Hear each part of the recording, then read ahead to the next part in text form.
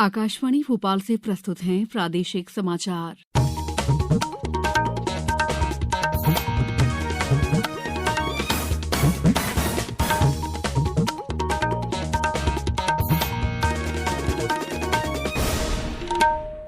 नमस्कार, समाचारों के साथ मैं दीपा सिंह।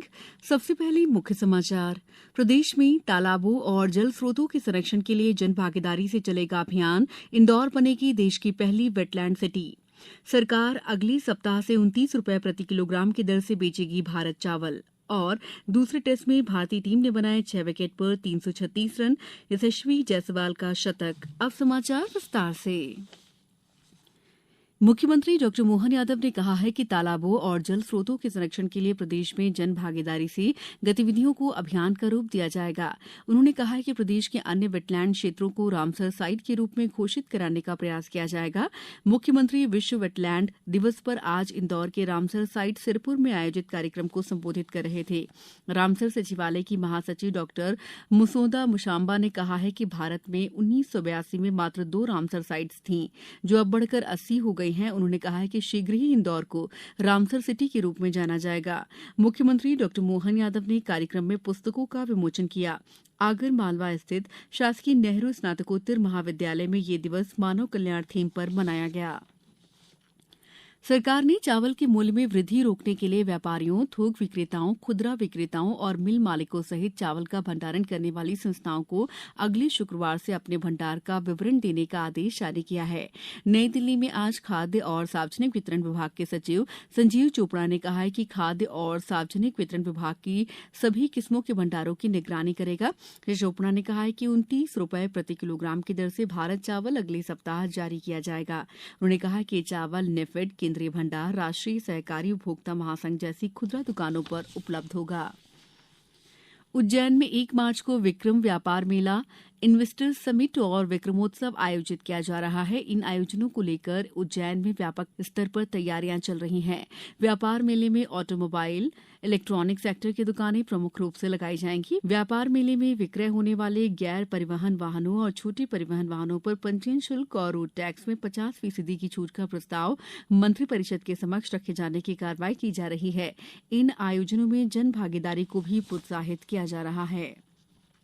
प्रदेश ने तेजी से वैश्विक कृषि निर्यात बाजार में अपना स्थान बना लिया है। प्रदेश के बुरहानपुर जिले से इराक, ईरान, दुबई, बहरीन और तुर्की को सालाना 30,000 मीट्रिक टन केले का निर्यात हो रहा है। केले के उत्पादन ने केला चिप्स प्रसंस्करण इकाइयों को जन्म दिया है। फिलहाल बुरहानपुर में ऐसी 30 इकाइयां हैं। हाल ही में जब बुरहानपुर को राष्ट्रीय स्तर पर एक जिला एक उत्पाद पुरस्कार 2023 में स्पेशल मेंशन श्रेणी का पुरस्कार मिला है। भारत और इंग्लैंड के बीच 5 मैचों की टेस्ट सीरीज के दूसरे मुकाबले का पहला दिन भारतीय ओपनर यशस्वी जायसवाल के नाम रहा है। उन्होंने टेस्ट करियर का दूसरा शतक जमाया। जायसवाल की पारी के दम पर भारतीय टीम ने आज पहली पारी में 6 विकेट पर 336 रन बना लिए हैं। जायसवाल 179 रन पर नाबाद हैं, जबकि रविचंद्रन अश्विन 5 रन पर नॉट आउट हैं। मध्यप्रदेश के रजत पाटीदार ने इस मैच में पदार्पण करते हुए 32 रन बनाए। इंग्लैंड की ओर से शोएब बशीर और रेहान अहमद ने 2-2 विकेट लिए। महिला एवं बाल विकास मंत्री निर्मला भूरिया ने प्रदेश भर के बच्चों को पत्र लिखकर कहा है कि आगामी 5 फरवरी से बोर्ड की परीक्षा प्रारंभ होने वाली है। उसके लिए शुभकामनाएं। निश्चित तौर पर परीक्षा को लेकर कुछ डर हर किसी के मन में रहता है, बस हमें इस डर पर काबू पाना है। उन्होंने कहा है कि आपको किसी से भी नहीं बल्कि अपने आप से प्रतिस्पर्धा करनी चाहिए। मेरा आपसे यही कहना है कि जीवन में हर मोड़ पर जब दबाव आता है, लेकिन ये हम पर निर्भर करता है कि हम उस दबाव को किस तरह से निपटते हैं। उन्होंने पत्र में लिखा है कि सरकार ने रुक जाना नहीं योजना लागू की है, जिसमें दोबारा परीक्षा देने का मौका मिलता है। अब कुछ समाचार संक्षेप में। देवास में राजीनामा योग्य प्रकरणों के अधिक से अधिक संख्या में निराकरण के लिए समाधान आपके द्वार योजना के तहत 24 फरवरी को लोक अदालत का आयोजन किया जाएगा। नीमच में जिला विकास समन्वय और निगरानी समिति की बैठक कल सांसद सुधीर गुप्ता की अध्यक्षता में आयोजित की गई।